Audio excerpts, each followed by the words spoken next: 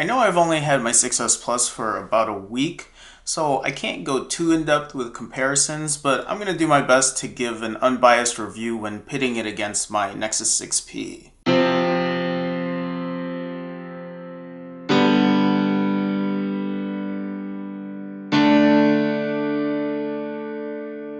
Let's start with design, build quality, and form factor. I appreciate the minimalist design. It still rings classic iPhone after all these years. And the build quality, it's top notch. I prefer the feel of this phone over my 6P. While the phone may be slippery to some, putting a case on this just does the phone no justice. Its metal body, the rounded edges, the really tactile buttons, it just screams premium on a phone. I know a lot of people aren't fans of bigger phones, but I have no problem using this. I do wish the top and bottom bezels were smaller, and the volume rockers, the mute switch, and the power button, I wish they were placed a little lower on the phone. You know, my 6P has similar dimensions, and the volume rocker and the power button are much lower for better like one-handed usability. If I can do a comparison, you can see on the Nexus 6P here at the bottom, the volume rockers are lower.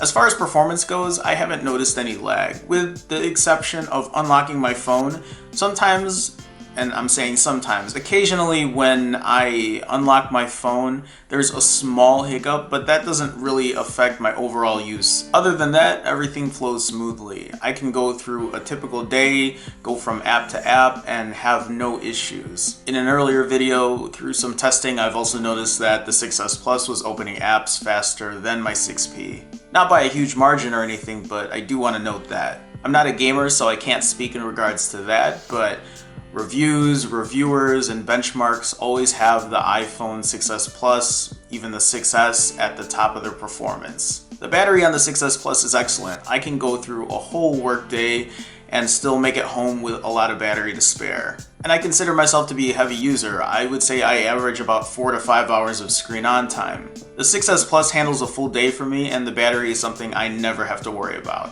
I do have to mention that the phone charges from 0 to 100% in over 3 hours if you're using the stock charger. People have mentioned to me that the phone will charge faster if I use an iPad charger, which really begs the question, why didn't it come with that in the first place? I'll eventually get the faster charger and do a test. Camera, excellent. Very impressed. It's on par with my 6P when it comes to photo quality. I do notice that the 6P takes wider angle shots, but the camera quality is comparable. When it comes to video, that's a different story. My Nexus 6P and now my 6S Plus, they both take excellent video.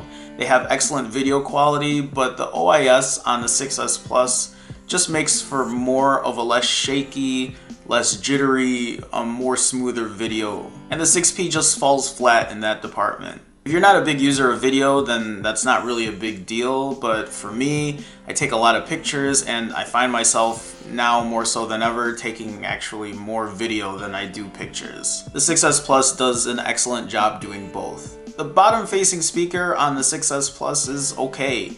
It's loud and it does the job, but I've noticed in noisier environments, it doesn't hold a candle to my 6P.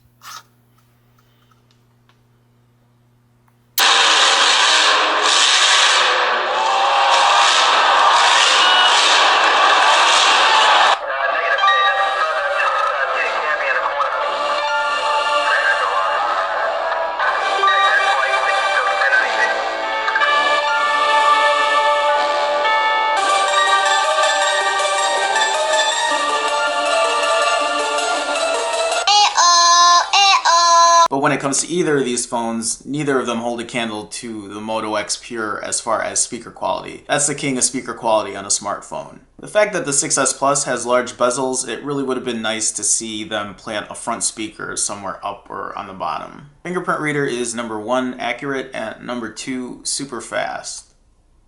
So fast that if you're just checking notifications, pressing the home button will probably just unlock your phone. You're better off just using a finger that doesn't have your fingerprint stored or pressing the power button up top. So throughout this review, I've really had nothing but positive things to say about this phone, but I do have two major gripes. Number 1 is the user experience. Don't get me wrong, iOS is a great operating system. It does a lot of things well and it's easy to use. But there are things about it that really irk me. One of these things is its proprietary app system. What I mean is, let's say a friend texts me, and let's say they text me an address.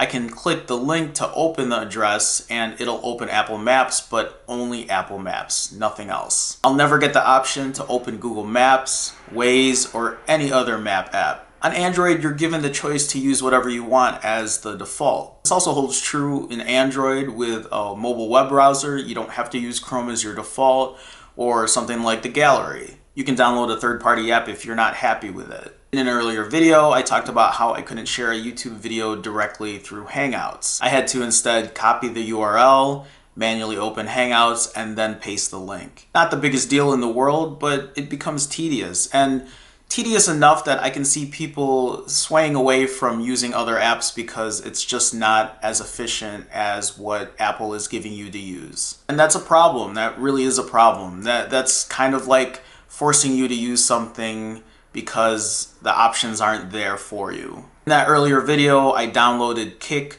and WhatsApp, and I had Hangouts, and neither of those would be able to share to other people. You would have to copy the link.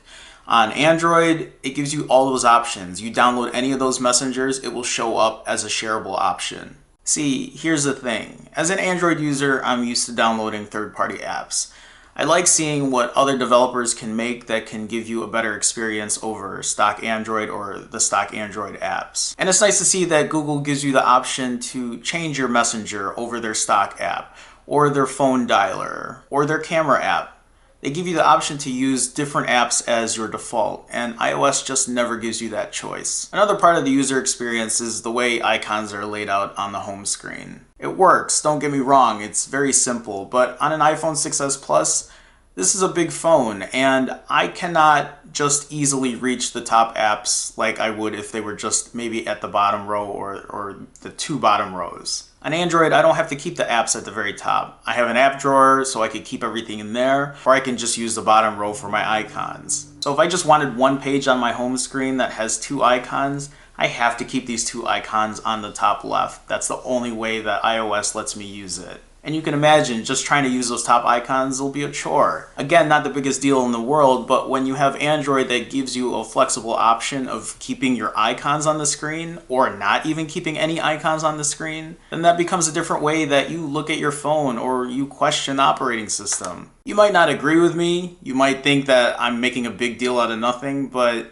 these are things I have to point out. These are the different options that iOS gives you compared to Android.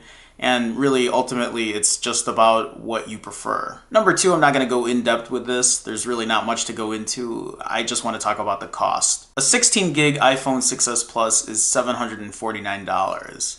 Now, the Nexus 6P, they don't offer a 16 gig option. They have a 32 gig option, which is already double the size of a 16 gig iPhone 6s Plus, and that runs for $499. So that's double the storage at a $250 price cut. A 64 gig iPhone 6s Plus is $849, while a Nexus 6P, a 64 gig version, is $549. And a 128 gig iPhone 6s Plus is $949. A Nexus 6P, 128 gig, $649. Again, a $300 price difference. So that's a $300 premium on the iPhone 6s Plus. And when you compare the 2 phones on a 6P and a 6s Plus, the only really big difference that the 6s Plus has is its video camera. Yes, the iPhone 6s Plus has probably a better build quality, The battery might be a little better, the performance better, but they're not huge leaps and bounds over the 6P. But the 6S Plus has the 6P beat in video recording. And the 6P has better front-facing speakers, and again, in my opinion, I think the software experience is better. I'm not telling you what to buy, but if price is a top priority for you and you're looking into the iPhone 6S Plus,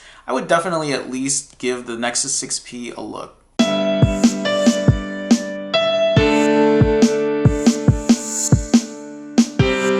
Fingerprint reader is number 1 accurate and number 2 incredibly fast.